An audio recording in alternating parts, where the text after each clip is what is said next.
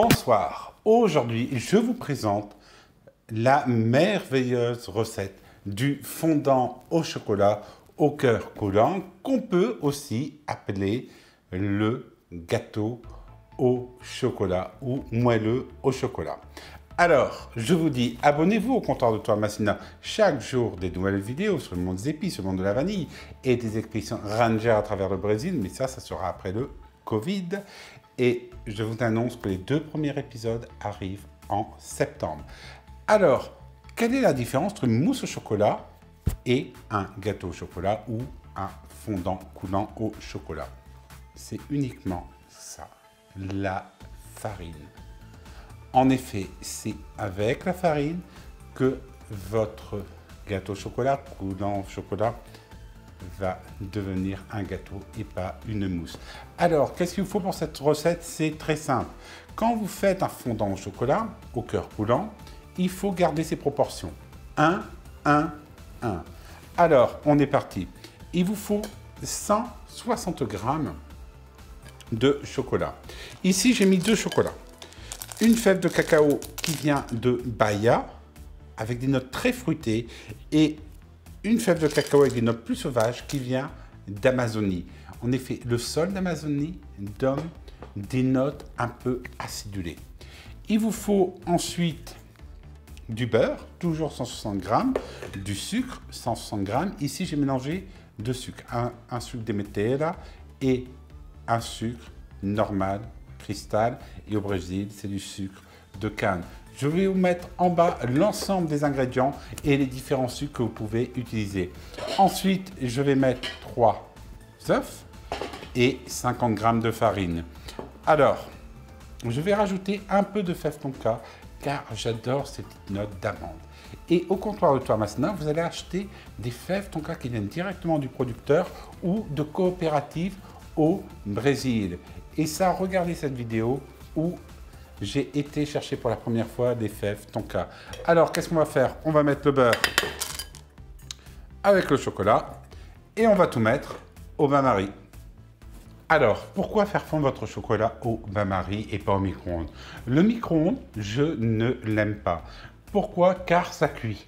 Et surtout, ça va retirer toute l'eau que vous pouvez avoir à l'intérieur de votre chocolat. Donc, laissez-le au bain-marie 5-10 minutes. Vous allez voir que le chocolat sera meilleur et surtout, il ne sera pas cuit. Et voilà, notre chocolat a fondu. Pourquoi j'utilise 2 chocolats? Tout simplement car je veux entremêler 2 saveurs de 2 États brésiliens. Et avec ça, ça fait 3, vu que la fève tonka provient du Pará. Et voilà, un petit bout. Alors, vous en mettez une entière. Vous en mettez la moitié si vous voulez un goût un peu plus subtil. On mélange bien. On rajoute le sucre en 2 fois. Et surtout, il faut bien mélanger. Il faut toujours que votre pâte soit homogène. Et voilà.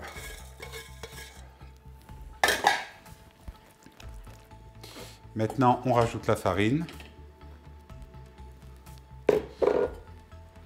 Et on mélange pour l'incorporer totalement dans la recette avant de rajouter les œufs. Maintenant, on rajoute nos 3 œufs et surtout un à la fois et toujours bien mélanger pour que celui-ci s'incorpore totalement à votre préparation gourmande. Alors au Brésil, cette recette s'appelle le petit gâteau. Et je vais vous faire une recette originale la semaine prochaine du gâteau au chocolat, qu'on appelle au Brésil un bolo au chocolat de vovô, le gâteau au chocolat de grand-mère. C'est vraiment un gâteau au chocolat qui est fabuleux. Et comme vous le savez, c'est les grands-mères au Brésil qui le font pour leurs petits-enfants. Et voilà. Les œufs sont bien incorporés. Maintenant, on va aller chercher le moule. Alors, pour cette recette, j'utilise un moule en silicone à muffins. Pourquoi en silicone? Car c'est plus facile à démouler. Et surtout, il va falloir le beurrer. Alors, pour la cuisson, c'est très simple. 230 degrés pendant 11 minutes, si vous voulez quelque chose de vraiment coulant, et entre 13 et 15 minutes, si vous voulez quelque chose qui va ressembler plutôt à un moelleux au chocolat. Attention, si vous le mettez dans un grand moule, la cuisson est différente, elle est un peu plus longue.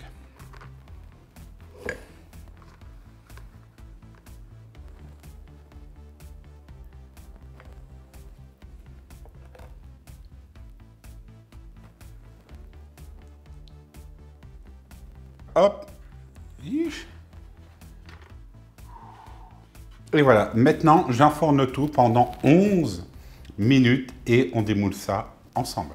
Et voilà, le petit gâteau qu'on dirait en brésilien, mais notre moelleux au chocolat est fini. Alors, on l'appelle aussi coulant si vous laissez que 11 minutes au four. Alors, on va l'ouvrir et regardez comment il est merveilleux. Alors ici, je l'ai laissé exactement 14 minutes car je préfère avoir une consistance, on peut dire, moins coulante. Si vous souhaitez avoir une consistance coulante, je vous conseille 10 à 11 minutes, voire 12 minutes maximum.